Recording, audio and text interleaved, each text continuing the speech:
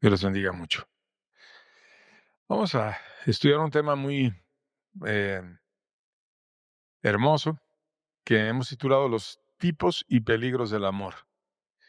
Y mientras vayamos avanzando en la enseñanza, vas a ir comprendiendo cómo la Biblia te enseña de diferentes tipos de amor. Y bueno, de manera inicial, quisiera recordar cómo el amor nos puede ayudar a tener estabilidad en un sentido espiritual. Efesios 4, versos 14 y 15 dice: para que no seamos niños fluctuantes, llevados por doquier, por todo viento de doctrina, por la estratagema de hombres que para engañar emplean con astucia las artimañas del error, sino que siguiendo la verdad en amor, crezcamos en todo aquel que es la cabeza, esto es, en Cristo. Entonces está diciendo la Biblia una promesa muy hermosa: si seguimos la verdad en amor, no solamente seguir la verdad y tener una buena doctrina, sino seguirla en amor, vamos a crecer en Cristo, que es la cabeza y quien guía a la iglesia. Entonces, el sentimiento por el cual Jesús une a la iglesia con Él y nos nutre y nos enseña y nos acerca para tener crecimiento es el amor.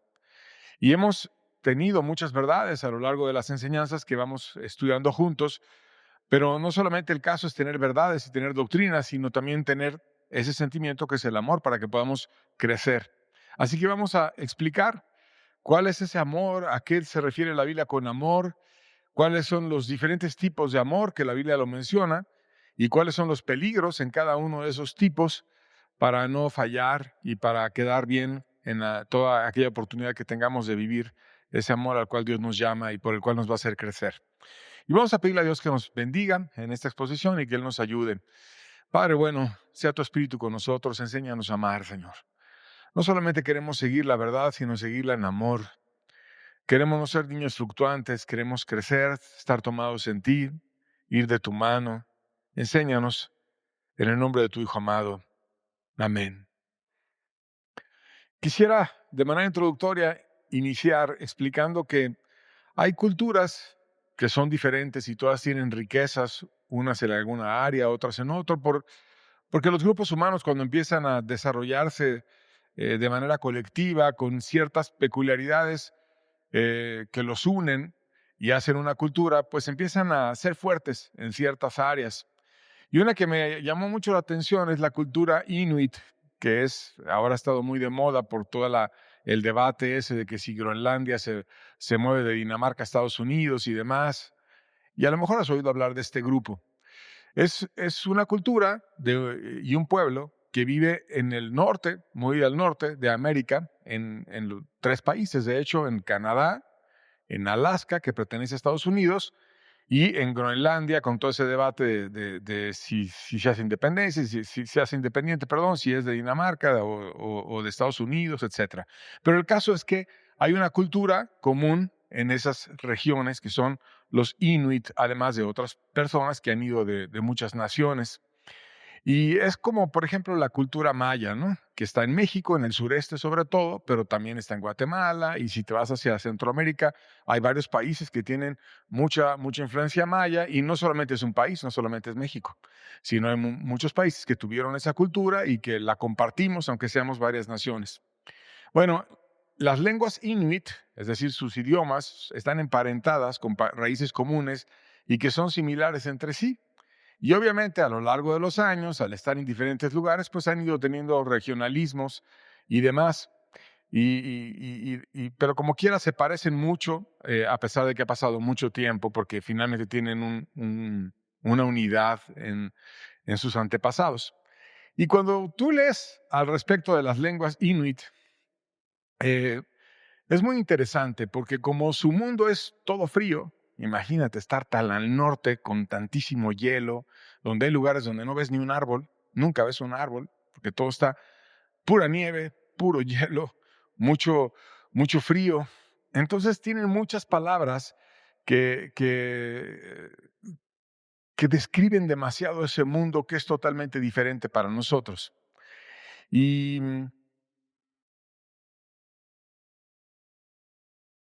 para poder sobrevivir, requieren ser totalmente precisos en la manera en la que dicen el lenguaje. Su supervivencia en un mundo hostil depende de escribir bien las cosas. Entonces, desarrollar un lenguaje que es demasiado diferente al nuestro en cuanto a los detalles de, por ejemplo, para cazar, y no es una cuestión poética, sino es una precisión que te puede salvar la vida. Y te voy a dar algunos ejemplos. Para describir la nieve, tienen una palabra que se refiere a la nieve, pero luego le agregan algunos complementos y te pueden decir muchos tipos de nieve, que nosotros normalmente tenemos una palabra para decir nieve y ya, ¿no? Pueden hablar de una nieve dura, de una nieve blanda, de una nieve recién caída o de una nieve compactada por el viento, que para nosotros todo eso pues ni siquiera lo entendemos bien porque no es nuestro mundo así. O para el color blanco, tienen una acepción para el blanco brillante, limpio y reflectante, que es importante porque te puede deslumbrar y te puede desorientar. Hay un blanco que es apagado y grisáceo, que esto implica que la nieve que está ahí era vieja, que es menos confiable y que, bueno, tienes que tener ciertas consideraciones para moverte en ella o para construir. Hay un blanco azulado, asociado con el hielo denso, que es una señal de resistencia, es fuerte y puedes pisar ahí. Y tienes que tener cuidado con detectar ese blanco, porque qué tal si pisas en uno que no era y te hundes, o te caza un animal o algo. Hay un blanco que le llaman blanco amarillento o sucio, que puede indicar contaminación, que puede indicar que tiene restos orgánicos o que puede haber un peligro sanitario. Fíjate cuántos blancos tenemos tú y yo. Normalmente decimos blanco y ya, ¿no? No hay tantos detalles. Y si te vas a describir el hielo, pues hay una acepción para el hielo recién formado, que quiere decir que el hielo es delgado y traicionero y que tiene una apariencia sólida, pero no soporta el peso. Y vaya que lo tienes que entender bien porque vas y pisas ahí, puedes terminar en un problema, mojándote y a una temperatura muy baja puede ser peligroso.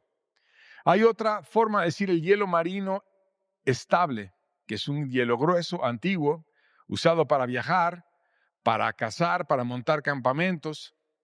O hay otra para el hielo fracturado, con grietas invisibles, que es muy peligroso para poner sobre ese hielo fracturado trineos o personas. Y hay otra acepción para decir el hielo en movimiento, cuando hay placas flotantes que se desplazan como corrientes o con corrientes y que no es un suelo, que no tienen una tierra abajo, sino que es un territorio temporal por el hielo sobre el cual tú te puedes poner. Hay otro que es una acepción más para el hielo de agua dulce, que es diferente al hielo marino en su color y en su resistencia, y que es crucial además poderlo distinguir para poder beber, para poder cruzar ríos, si es que vas a pasar por encima de ríos. Y entonces es muy interesante. La verdad es que yo simplemente cuando ves el hielo es hielo y ya. Y no hay tantas descripciones del hielo en el español como para ellos sí es importante describir el hielo. Para ellos es importante describir la nieve. Para ellos es importante describir el blanco. Su lenguaje te dice qué debes de hacer con eso que estás describiendo, si te va a matar porque lo estás usando mal y qué tan importante es que lo entiendas para que puedas sobrevivir. Entonces, en un mundo hostil, tienen una manera que los ha permitido preservar la vida a través de mucho tiempo por medio de ser claros en el lenguaje.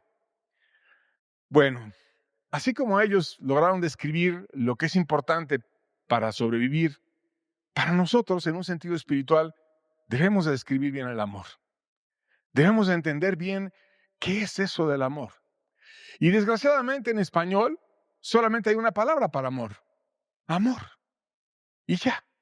Todo es amor. Pero no es así en el contexto de la Biblia, que tiene una descripción amplísima de lo que significa el amor. E incluso tiene varias palabras que se utilizan para describir el amor, aunque nosotros simplemente en español le llamamos amor y todas las revolvemos. Y para poder crecer en Dios, para poder estar llenos de Él, necesitamos entender bien ese amor y requerimos estudiar aquellas culturas que se pusieron a profundizar en el amor y que les dieron varias palabras para describir esto del amor. Y entonces me voy a hacer referencia a la cultura griega que se puso a estudiar los sentimientos del amor y que utilizó 4 palabras para definir el amor. Ahora, ¿por qué la cultura griega?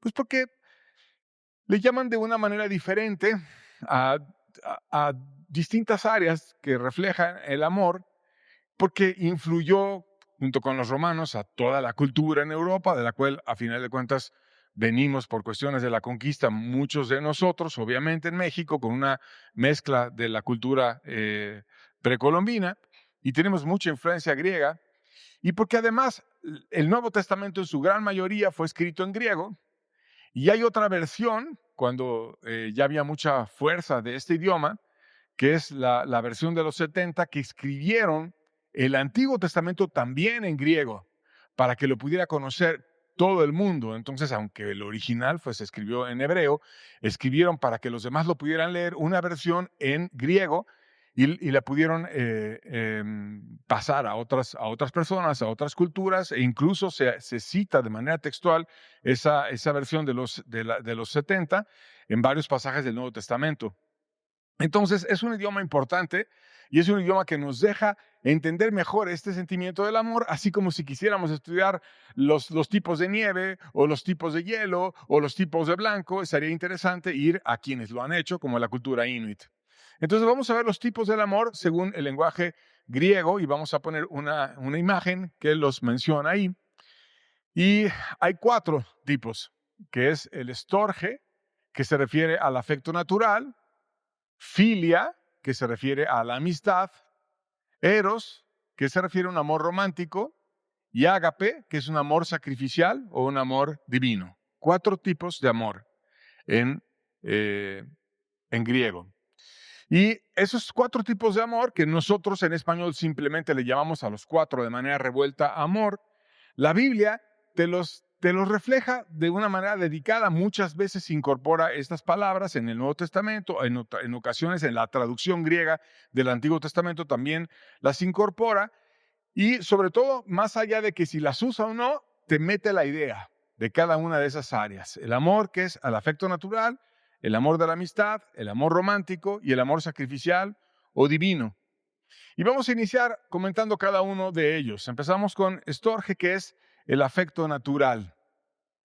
Esa palabra no aparece de forma literal en la versión de los 70 o del Nuevo Testamento, sino que aparece de manera compuesta con una palabra que es filóstorgos, y que se refiere a un afecto entrañable o a un afecto familiar. Y vamos a ver el pasaje en el que aparece de manera compuesta. En Romanos 12:10 dice: amaos los unos a los otros con amor fraternal, en cuanto a honra, prefiriéndolos los unos a los otros. Entonces el concepto está presente, que nos amemos unos a otros, prefiriéndonos sobre otras cosas en la iglesia, y te dice que ese amor debe ser similar al amor que hay en la familia, con amor fraternal, con amor cercano. Entonces está tomando ese amor de la familia como llevándolo para que podamos experimentar ese tipo de amor en la iglesia.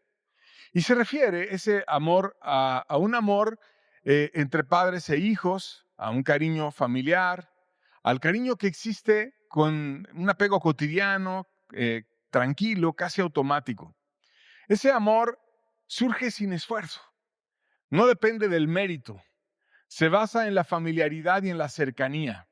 Entonces, por ejemplo, cuando nace un bebé, todo el mundo quiere cargar al bebé, todo el mundo ama al bebé, todo el mundo procura al bebé, todo el mundo le da a los padres que los pañales, que la ropita, que esto del bebé. Todo el mundo dice qué lindos ojos tiene el bebé, y es la sensación en la familia. Todos quieren cargar al bebé. Si el bebé llora, todo el mundo los quiere atender, etc. Y realmente el bebé no ha hecho nada por ellos, pero de manera natural tenemos un afecto natural que te inclina a querer los tuyos.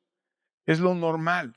Si el corazón del ser humano no está corrompido, tendemos a querer a nuestra propia familia, tendemos a querer a nuestra esposa, a nuestro esposo, a nuestros hijos. Incluso Dios toma esa idea y construye ese afecto natural que tenemos los seres humanos para decir: yo, así como tú amas en lo natural, yo te amo, y aún Nunca se va a acabar mi amor por ti. Isaías 49, verso 15 dice, ¿se olvidará la mujer del que dio a luz para dejar de compadecerse del hijo de su vientre? Aunque olvide ella, yo nunca me olvidaré de ti. Aquí está citando Dios ese tipo de afecto natural y pone en un ejemplo a quien lo ejerce mucho, que es la mujer. Porque la mujer quiere mucho al bebé, tiene al bebé, lo quiere, lo ama, le da pecho, lo tiene cerquita, está al pendiente de él, cada 3 horas le da de comer, lo repite, lo duerme y está muy, muy, muy cerca del bebé. Es un afecto muy cercano entre la mujer y el bebé. Entonces Dios toma ese afecto natural y te dice, así como la mujer quiere a ese niño y nunca se olvida de él. Ya cuando una madre deja a su hijo, lo deja aventado, lo deja olvidado, normalmente de manera natural nos parece repugnante y también cuando un padre, obviamente. Nosotros estamos acostumbrados a ver ese amor de padres a hijos que es cercano y es el afecto natural, un tipo de amor. Sin embargo, ese tipo de amor tiene peligros. Ese amor que tenemos en casa, ese amor que tenemos por nuestros hijos, por nuestros familiares, por los que son cercanos a nosotros, tiene peligros. ¿Qué peligros tiene ese tipo de amor? Pues cuando se vuelve posesivo o controlador. El padre o la madre puede asfixiar en nombre del amor, creyendo que es lo mejor para el otro. Y quiere empezar a controlar la vida demasiado del hijo, la vida demasiado de la hija. Y empieza a ser un problema, o los hijos de los padres. Le quieren decidir todo, en qué te vas a gastar el dinero, qué vas a hacer con la casa, qué vas a hacer aquí, qué vas a hacer allá. Y empieza a ver como un deseo de controlar, pero es en nombre del amor. Es que yo quiero mucho a mi hijo, si yo quiero mucho a mi hija, o yo quiero mucho a mi esposo o a mi esposa, etcétera. Y empiezan a haber abusos. El afecto es humilde, pero cuando se crea absoluto, se puede volver tiránico. Y a veces hay ocasiones cuando en nombre del amor empiezan a haber verdaderas tiranías en la familia y empiezan a haber, digamos, faltas realmente de amor, aunque se hace en el nombre del amor.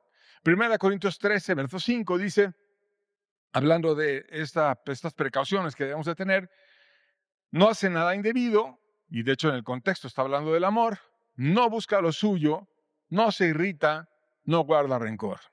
Entonces nosotros no debemos de tener un amor familiar, un amor estorges, que es el que estamos escribiendo, que busque solamente lo nuestro.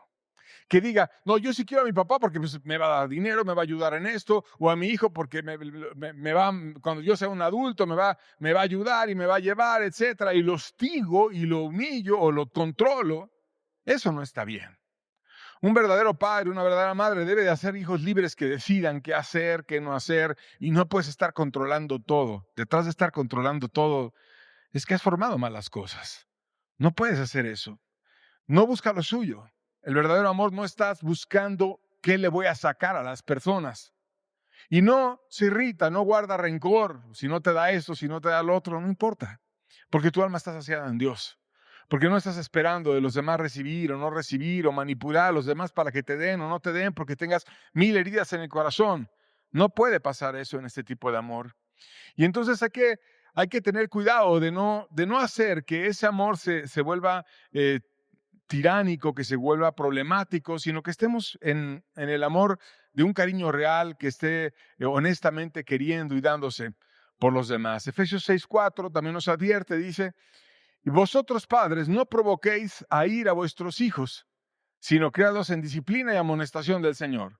No porque tengamos más autoridad, no porque seamos más grandes, no porque tengamos más experiencia, los vas a tener provocando a ira. ¿Qué es provocarlos a ira? Cuando los hostigas, cuando les pides demasiado, cuando les pones cosas inalcanzables, cuando les van y hacen algo y están todos cansados y luego le haces más cosas y los provocas a ira y no es sabio eso.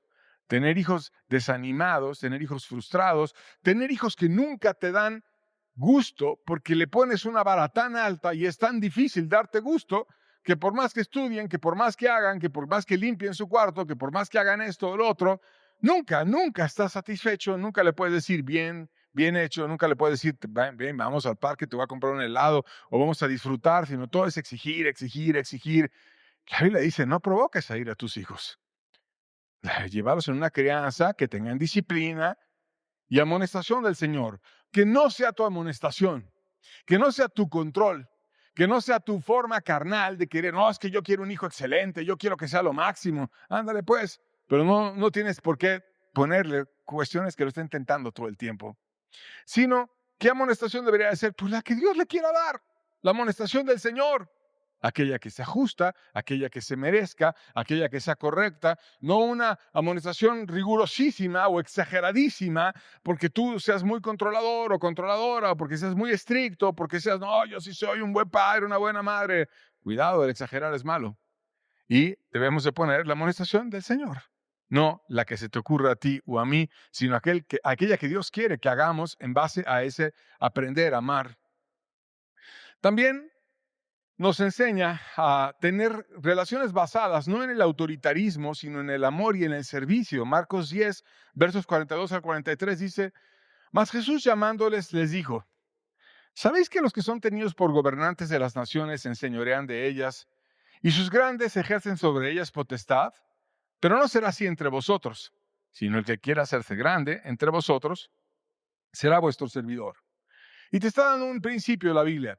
La autoridad no es para que seas el que te den todo. No soy el papá, a mí que me traigan de cenar, a mí que me pasen el control de la tele, a mí que me digan qué hacer aquí, qué hacer allá.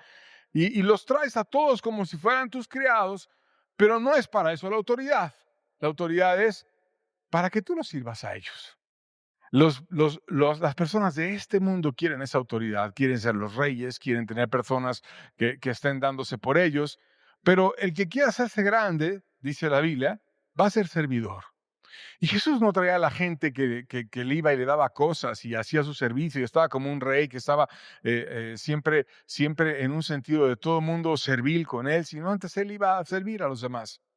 Y esa autoridad que te ganas por el servicio se debe de dar en la familia, ganándote a tus hijos o a tus padres o a tus seres queridos, amándoles, sirviéndoles, dándoles en aquello que tú tengas fuerza para poder tener un amor correcto.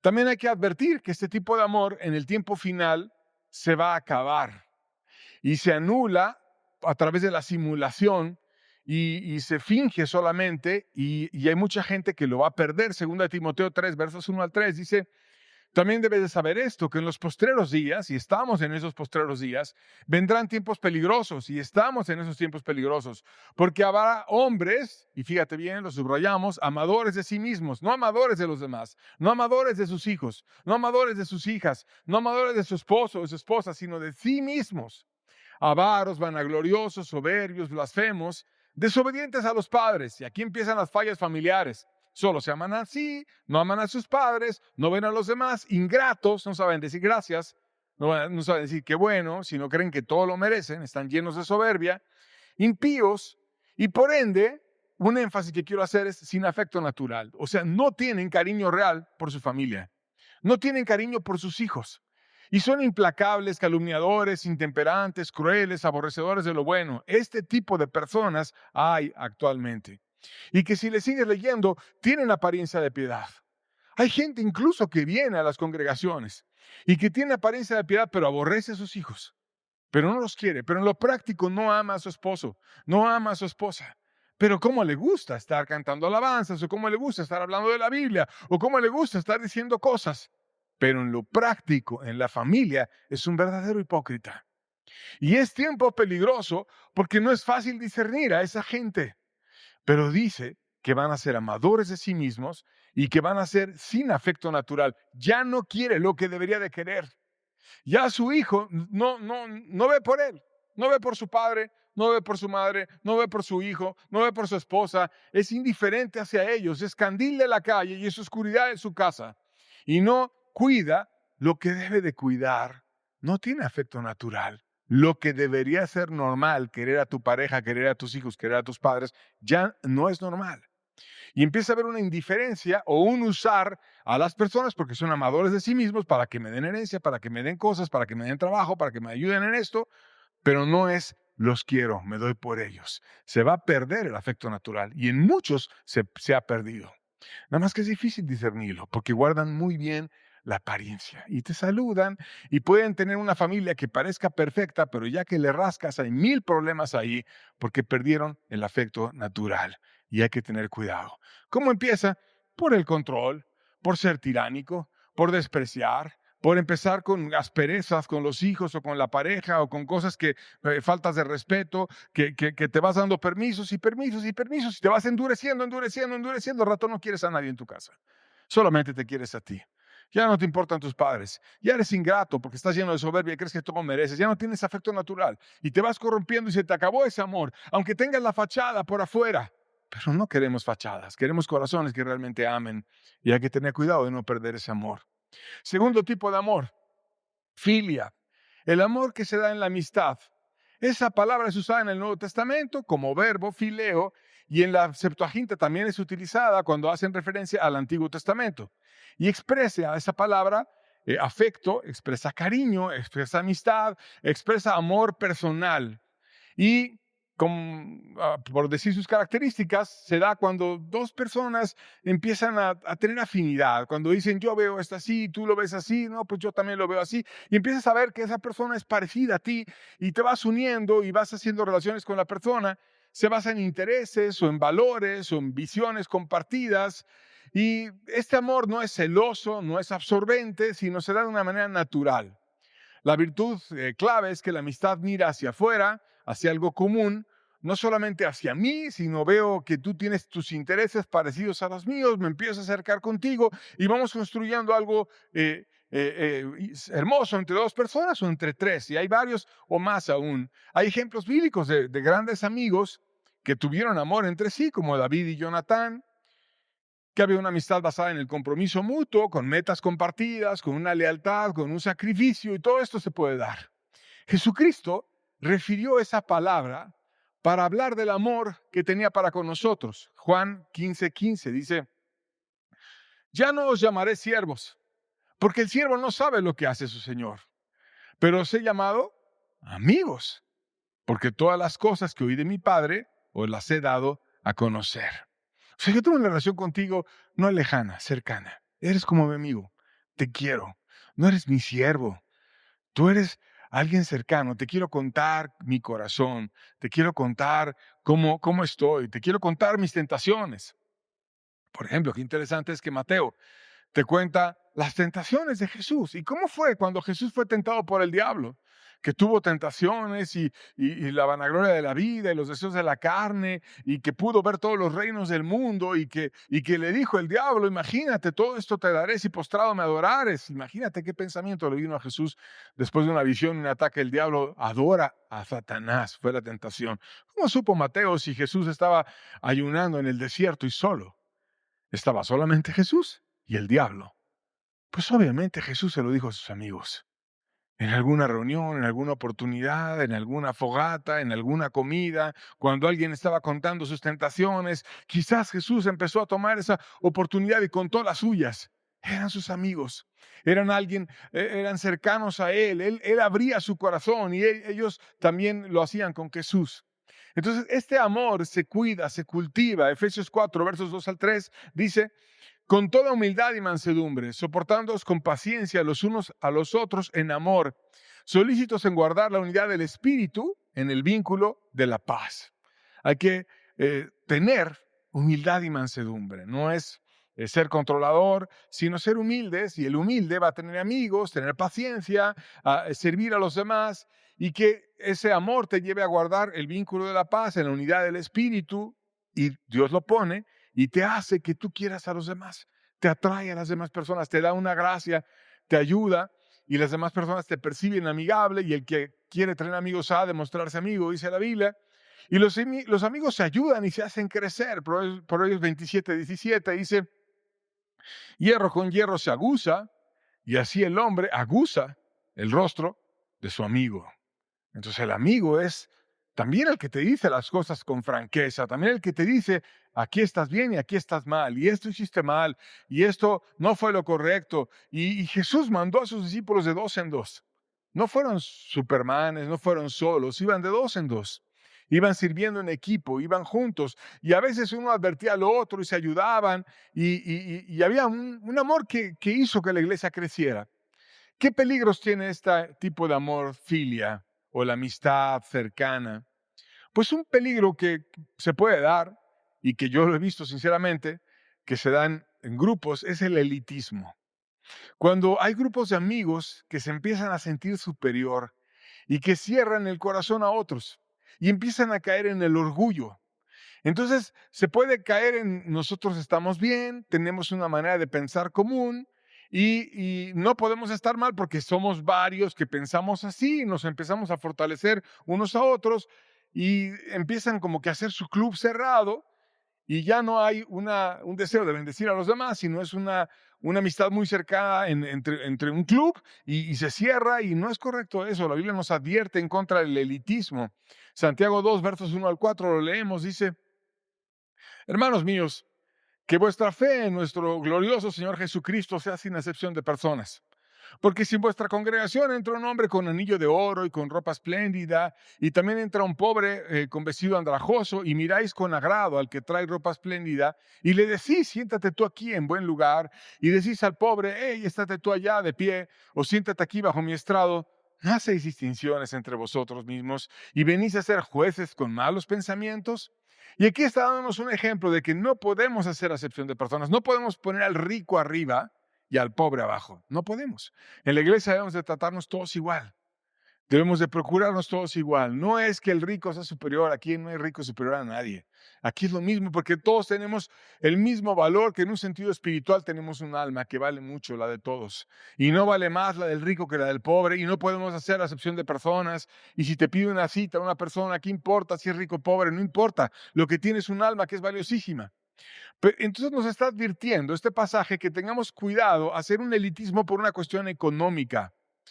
Y así como puedes caer en un elitismo por una cuestión económica, lo puedes hacer por una cuestión de que este es mi amigo, en él sí confío, en él no, y hacer como el club de Toby y empezar así como que los hombres por acá, las mujeres por allá, o los jóvenes por acá y los demás por allá, y ser cerrado y elitista y no darle entrada a las demás personas.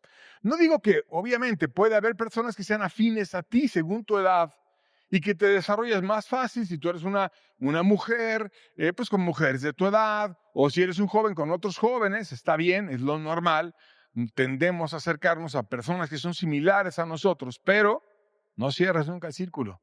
Y no creas que porque todos piensan así y ya están todos unidos en un pensamiento, no se atrevan a no cuestionarse o a retarse en un sentido positivo para poder superarse.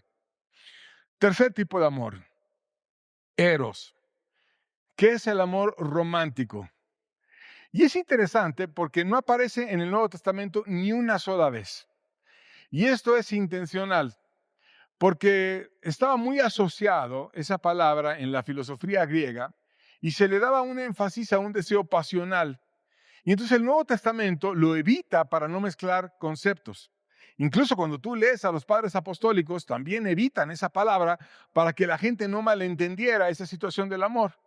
Sin embargo, cuando tú lees el libro de Cantares o de Proverbios, en la versión de los 70, en la Septuaginta, que te expliqué que era la traducción del Antiguo Testamento al griego, sí se usa esa palabra. Entonces, normalmente creemos que eros solamente se refiere a un amor pasional o erótico o sexual, pero no es solamente eso. Sí hay una cuestión de pasiones, pero también hay una cuestión de un amor romántico, que no necesariamente es sexual. Un amor de pareja, un amor íntimo, un amor conyugal, que no tiene nada de malo.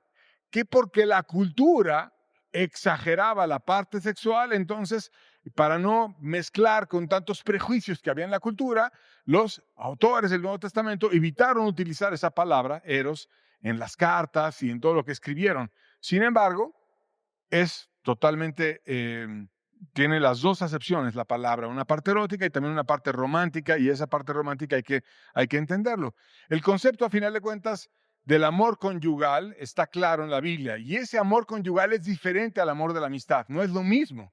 No es lo mismo el amor que tú puedas tener por tu pareja que la que puedas tener por un amigo o por una amiga, por alguien cercano en otro sentido, pero no es lo mismo que tu esposo, que tu esposa, que tu pareja. Tampoco es lo mismo que el amor filial que tú puedas tener por tus hijos o por tus padres, el amor que tengas por tu pareja. Es totalmente diferente.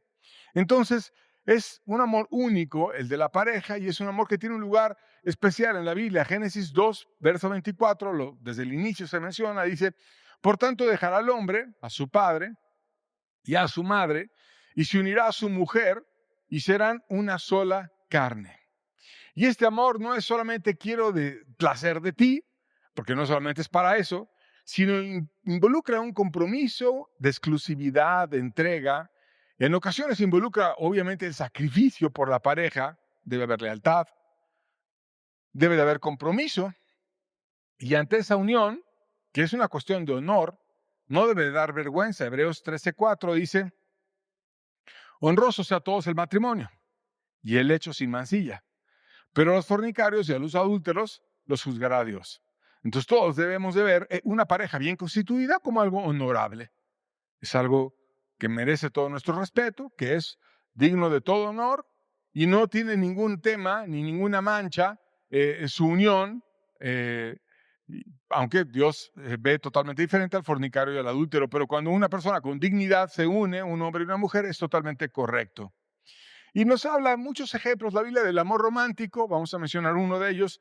Cantares 8:6 dice, ponme como un sello sobre tu corazón, como una marca sobre tu brazo.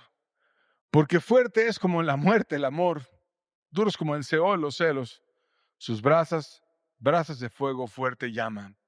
Y aquí ves una persona que está totalmente enamorada, que quiere fortalecer su relación, que dice, yo quiero estar hasta el fondo de tu corazón como un sello, como una marca en tu brazo, que tu forma de actuar esté relacionada con ese amor por mí, que lo que esté en el fondo de tu corazón esté relacionado por ese amor por mí y en mi corazón por ti.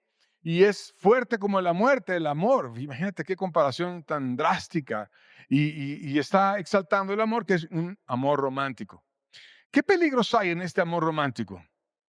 Bueno, hay muchos peligros. Puede haber celos, que no es algo correcto, porque cuando hay amor hay confianza. Y si no hay confianza, porque tú digas, ay, es que tengo muchas heridas y me hicieron esto y lo otro, pues entonces tú tienes que sanar esas heridas antes de empezar a tener otra relación con una persona.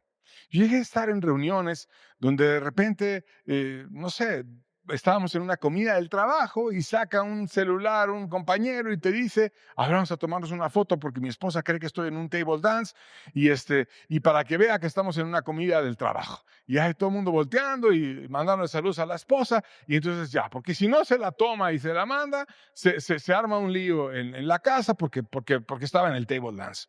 Entonces eso no es sano, eso no es lo normal. O hacer actos en el nombre del amor. Porque te quiero, te pego. Entonces te tengo que corregir y por lo tanto te voy a pegar. O porque te quiero cuidar, te espío o te grabo o te llevo a cualquier hora ahí a ver si no estás con alguien, a ver si no sé qué. Y eso no es sano. Eso habla de una persona que está en una desconfianza y eso genera relaciones tóxicas que no son sanas y que no tienen un amor real, sino tienen un corazón necesitado de cariño con la mezcla de muchos egoísmos y muchas heridas y muchas desconfianzas que debe de aprender y debe de sanar.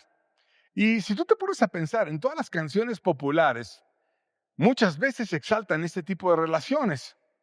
Vivir así es morir de amor, dice Camilo Sesto, ¿no? O no sé, si te pones a oír a Luis Miguel, culpable o no, miénteme como siempre, por favor miénteme, necesito quererte, convénceme. Este tipo de relaciones vienen en las canciones, ¿no? También en inglés, o por ejemplo, Police. Every breath you take, cada aliento que tú tomes, te voy a estar mirando, ¿no? I'll be watching you. Y siempre estaré presente en cada aliento, en cada paso, en todo lo que tú hagas.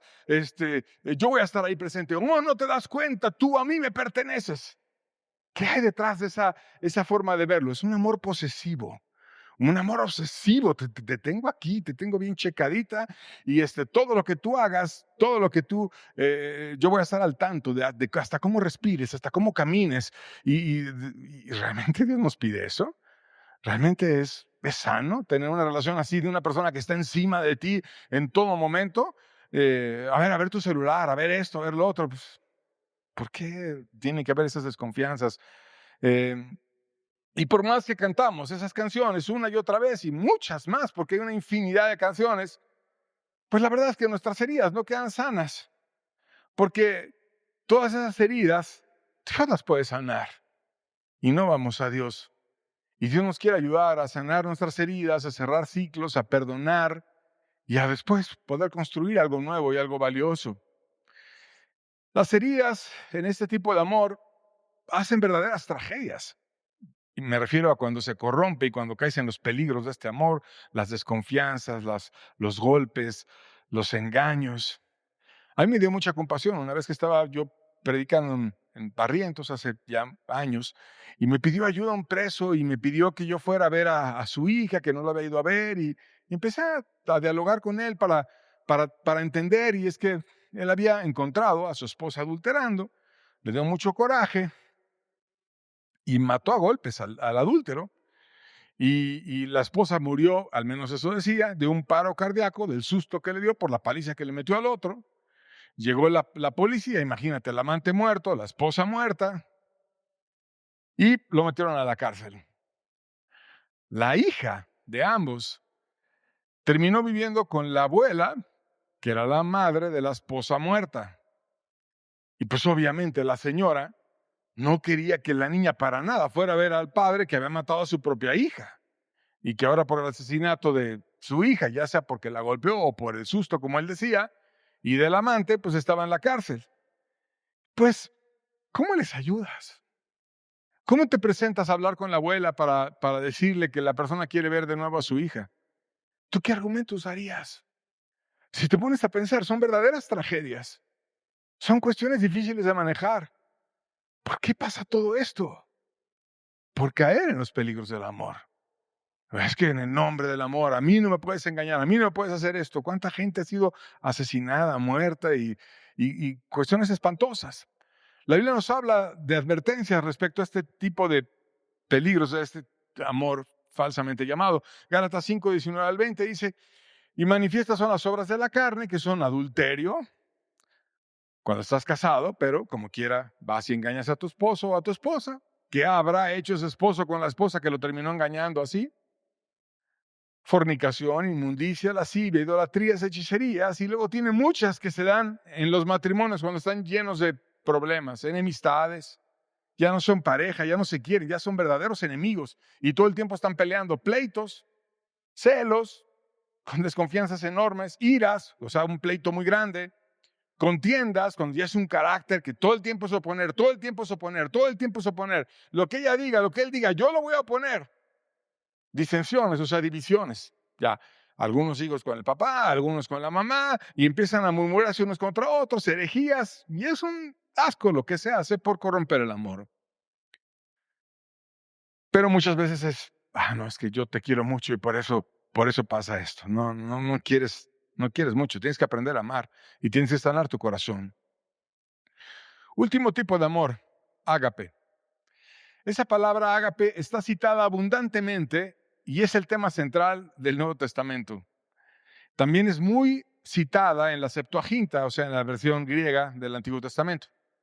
Y esa palabra refleja el amor de Dios, que Dios ama con ágape, que Cristo se entrega con ágape, que el creyente es llamado a vivir con ágape, con ese amor, que es un amor sacrificial, que es un amor que decide amar, que es un amor que busca el bien del otro, que es un amor que en el cual Dios te ayuda a amar como Él ama y espera, se pone a amar sin que necesariamente vaya a recibir, ama buscando el bien del otro, aun cuando le cuesta y aun cuando invierte cansancio, esfuerzo, dinero, y puede incluso amar hasta a su enemigo. Es el amor que ordena los otros amores. Y si tenemos este amor, vamos a aprender a tener un buen amor eros, un buen amor estorge, un buen amor de amistad, filos. Cuando tenemos el verdadero amor de Dios en nuestro corazón, todo se ordena. Pero hay que vivirlo. Dios es amor y nos enseña con su amor. Primera de Juan, capítulo 4, verso 7, dice, amados, amémonos unos a otros, porque el amor es de Dios. Todo aquel que ama es nacido de Dios y conoce a Dios. Entonces, ¿cómo saber cuando una persona es verdaderamente cristiana? Ama. Dios te pone ese sentimiento, te empieza Él produce el querer como el hacer por su buena voluntad, dice la Biblia, y empiezas a tener inclinaciones para ayudar a los demás. Empiezas a romper la indiferencia de un corazón duro que ni pensaba en Dios ni en el prójimo, y ahora empiezas a pensar en los demás, te empiezas a preocupar, empiezas a ver cómo le ayudo, qué hago, cómo puedo tenderle una mano, cómo puedo servirlo. Dios lo pone. Y si Dios no lo pone, no lo puedes imitar. No lo puedes imitar. Podrás aguardar la apariencia un poco, pero el amor no se puede imitar. Ni siquiera el amor familiar, el afecto natural, ese ni siquiera tampoco se puede imitar, porque por mucho que tenga apariencia de piedad en su casa, es una persona religiosa y mala. Mucho menos el amor ágape. Dios te puede poner ese amor y nunca lo vas a lograr imitar si Dios no lo pone. Su amor por la humanidad fue sublime. Juan 3:16 dice, porque de tal manera amó Dios al mundo, que ha dado a su Hijo unigénito para que todo aquel que en él cree no se pierda, mas tenga vida eterna. Ese es el amor de Dios, que dio algo preciosísimo, Cristo, que para el Padre era sublime, muy querido, para que todo aquel que en él crea, en Cristo, no se pierda, mas tenga vida eterna. ¿Cuánto te amó a ti y a mí? Que algo tan importante para el Padre, que es Cristo, su Hijo, unigénito, no había otro, viniera a la cruz a morir por ti y por mí. ¿Tú darías a tu hijo por una persona llena de pecado? No lo haríamos, pero Dios lo hizo por nosotros. Y quiere enseñarnos a amar y a hacerlo también de una manera sacrificial. Pero podemos caer también en los peligros de este tipo de amor. ¿Qué peligros tiene este tipo de amor? Que lo puedes intentar vivir sin la ayuda de Cristo y te vas a hacer un esclavo perdido. Vas a caer en una imposibilidad y en una frustración y una esclavitud espantosa. Es imposible vivir el amor ágape sin Cristo. Dios mismo nos llama a vivir este amor a través de la imitación de Cristo. Efesios 5, versos 1 al 2 dice, sed pues imitadores de Dios como hijos amados y entrad en amor como también Cristo nos amó y se entregó a sí mismo por nosotros, ofrenda y sacrificio a Dios en olor fragante. Debemos de imitar a Dios. ¿Cómo lo vamos a hacer? Como hijos amados. El saber, yo soy hijo, yo soy amado. Dios me amó, Dios me cambió, Dios me consoló, Dios me ayudó, Dios me salvó y ahora voy a andar en su amor porque voy a ver a Cristo que se entregó por mí y por otros. Y entonces mi vida va a ser una vida que valga la pena, sacrificio a Dios en olor fragante, una vida que pueda tener ese amor ágape. ¿Pero por qué lo voy a aprender? Porque Dios me lo dio a mí y entonces lo puedo vivir. Pero cuando no lo conoces, no lo conoces.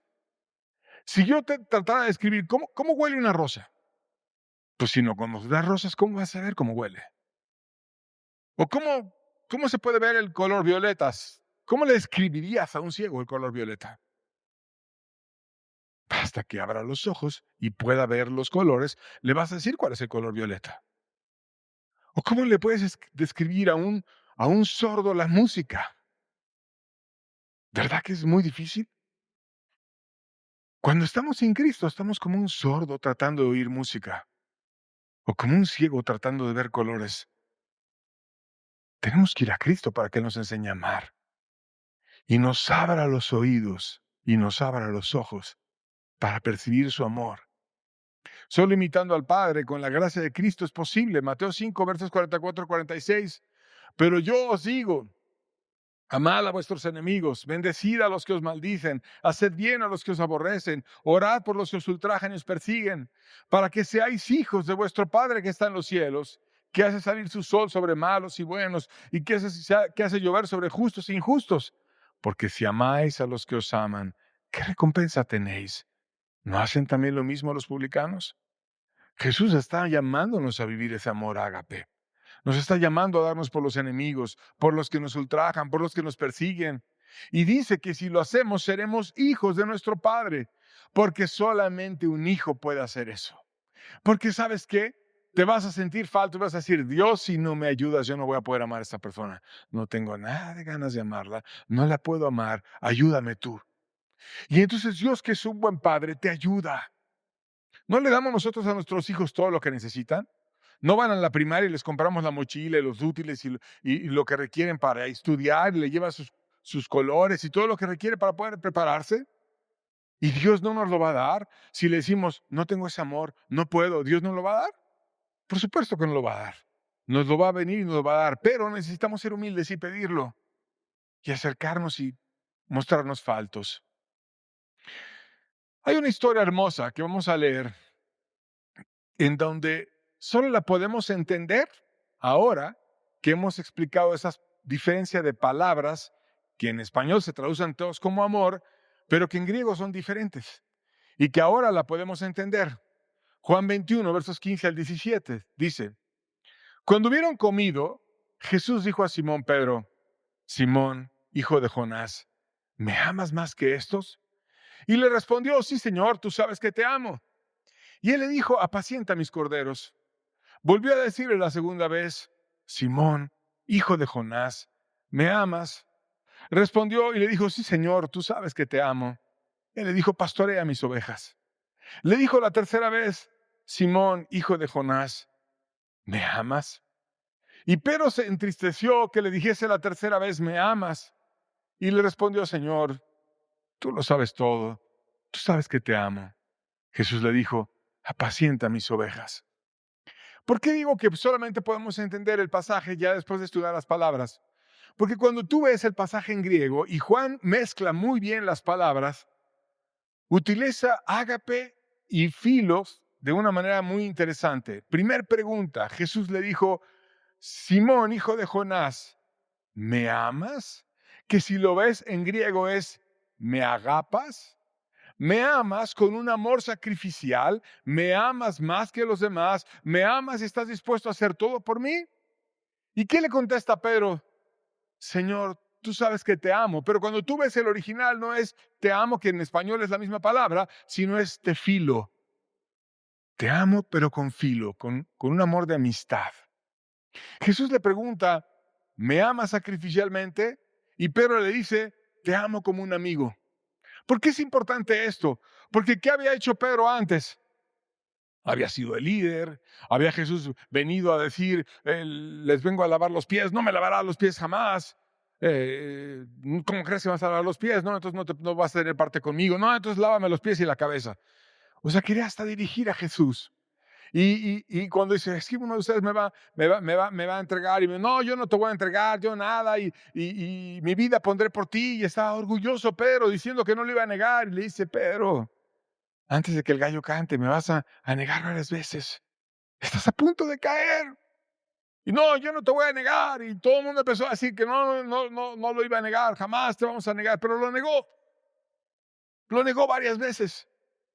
Entonces Jesús viene y le hace una primera pregunta, ¿me amas?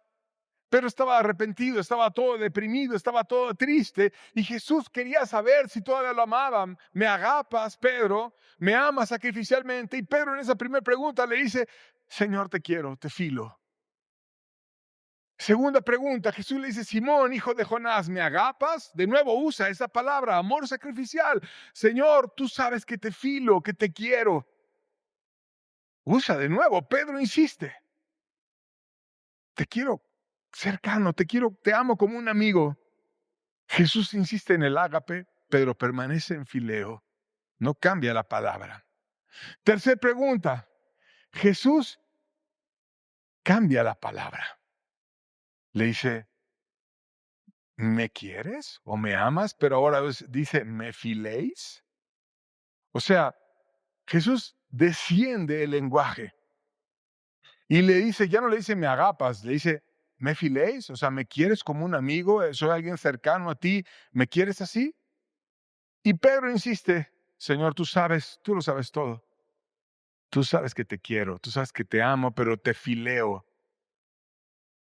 Entonces, Pedro se entristece, no por la repetición, sino por el ajuste. ¿Y qué vemos aquí? Un Pedro que no presume. Antes, aunque todos se nieguen, yo no te voy a negar, no te voy a negar jamás. Ahora, no se atreve a decir ágape. Señor, no prometo sacrificio. No exagera, no es un héroe, sino no prometo heroísmo. Lo que prometo es un amor sincero. Y ves a un Pedro que no es debilidad, sino que es una humanidad restaurada.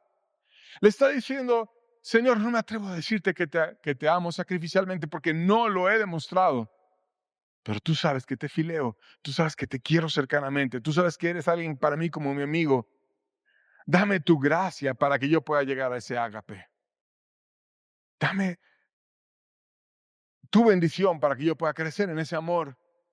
No se atreve a decir que lo tengo. Más bien presenta, mi nivel de amor es este. Pero tú me puedes llevar a más. Si no me ayudas, no puedo. Y Jesús le ayudó. De hecho, si sigue leyendo el pasaje, Jesús le dice, hoy te ciñes y vas a donde tú quieres, pero mañana otro te ceñirá e irás a donde no quieres, dando a entender de qué muerte iba a morir. O sea, él iba a tener una gracia, e iba a tener un valor, e iba a tener una fuerza que otro lo iba a ceñir, que es Jesús mismo, y le iba a ayudar y lo iba a llenar de amor para poder soportar ese tremendo sacrificio que enfrentó Pedro. Terrible sacrificio.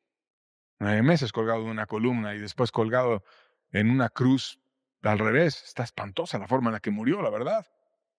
Y en esos 9 meses colgado de la columna, se puso a predicar en la cárcel y ganó a muchos. Amó sacrificialmente, pero alguien lo ciñó. Jesús. ¿Y qué hizo Pedro? Reconocer. No tengo ese amor sacrificial. ¿Me agapas? No, ya no voy a presumir. Te fileo. ¿Y por qué no ser como Pedro? ¿Por qué no decir, Señor, yo también me hace falta tanto ese amor sacrificial? Mi amor es tan falto, me hace falta tanto que tú me bendigas. ¿Por qué no ser sinceros? ¿Por qué no decirle, Señor, yo la verdad esta persona no la soporto, me cuesta mucho trabajo hablar con esta persona? ¿Por qué no se lo dices? Tengo rencor contra aquel, tengo este problema, no tengo ni amor por mis hijos a lo mejor. Pero si nosotros empezamos a ir a aquel que sana nuestras heridas, nos puede cambiar. Si como Pedro confesamos qué somos y qué no somos, Dios nos ayuda. Dios, dame ese amor familiar. La verdad, no he tenido ese amor. Yo tengo el amor que sofoca. Sofoco a mis hijos, sofoco a mis padres, sofoco a los demás. Soy controlador, soy controladora. Es un problema. No tengo ese amor de amistad. Mi amistad se vuelve soberbia, me vuelvo elitista. Ayúdame, Señor. No tengo el amor romántico. Porque si no estás amor romántico, Eros se vuelve tiránico, se vuelve celoso. No tengo ese amor sacrificial. Hay que reconocer cualquiera que sea nuestra situación. Estoy bien embarrado en los peligros del amor, pero no estoy viviendo el amor. Si vamos a Dios, Él nos puede ayudar. Pedro fue a Dios. Dios le ayudó. Y vivió el ágape hasta el final. Y otro lo ciñó. Mira que a Pablo le fue bien, aunque muchas veces fue torturado en su vida, pero nada más le cortaron la cabeza y ya. Y lo que le pasó a Pedro estuvo espantoso, la verdad, históricamente hablando. Pero amó hasta el final. Y a lo mejor Dios no nos va a llevar algo así, pero si nos llegara a llevar, te va a dar la gracia. Te va a dar la gracia. Porque cuando tú le pagas la universidad a tus hijos, cuando son niños, no, ¿verdad? Se la pagas hasta que ya van a entrar a la escuela y en ese momento vas y la pagas. Entonces Dios, el día que tengas que enfrentar algo así, te va a dar la gracia. Pero necesitamos aprender dependiendo de esa gracia. ¿Y por qué no ser sinceros y decir, todo esto me falta, Señor, en el amor? Concluimos con Efesios 2, versos 7 al 8. Dice la Biblia, para mostrar en los siglos venideros las abundantes riquezas de su gracia en su bondad para con nosotros en Cristo Jesús. Porque por gracia sois salvos por medio de la fe. Y esto no de vosotros, pues es don de Dios. ¿Te acuerdas cuando dice en la Biblia, y lo leímos, que en el tiempo final vendrán tiempos peligrosos, que habrá hombres amadores de sí mismos, soberbios, altivos, que no tendrán apariencia de piedad, que negarán la eficacia de ella, ingratos, desobedientes a los padres, avaros, etcétera? Esta es una promesa para la iglesia. Vamos a volver a leer, la ponemos. Dice, para mostrar en los siglos venideros, Efesios 2, versos 7 y 8. Estamos en esos siglos venideros. ¿Qué quiere Dios mostrar? Las abundantes riquezas de su gracia en su bondad para con nosotros en Cristo Jesús. Dios tiene un montón de riquezas para ti y para mí. Abundantes riquezas de gracia y de bondad para nosotros. Entonces, si vamos, Dios no puedo amar, Dios no puedo hacer esto, Dios no tengo aquí o allá, Dios te puede ayudar mucho. Por eso dice abundantes riquezas para nosotros en Cristo Jesús. Porque por gracia sois salvos por medio de la fe, y esto no de vosotros, pues es don de Dios. Y si Dios te dio la salvación y te dio esa gracia, ¿no te va a dar más? Te está diciendo, te di la salvación, te di la gracia y te quiero dar un montón de bendiciones. Y no hay nadie más rico que Dios, ni nadie tiene más fuerza que Dios. ¿Qué debemos hacer? Pedir estas promesas, conquistarlas y ganarlas, y renovar nuestros corazones, sanar nuestras heridas, aprender a amar con la gracia de Dios. Amén. Con esto terminamos. La invitación es estar buscando esas riquezas y poner en práctica el mensaje. Dios les bendiga mucho. Estamos despedidos. Que tengan bonita tarde.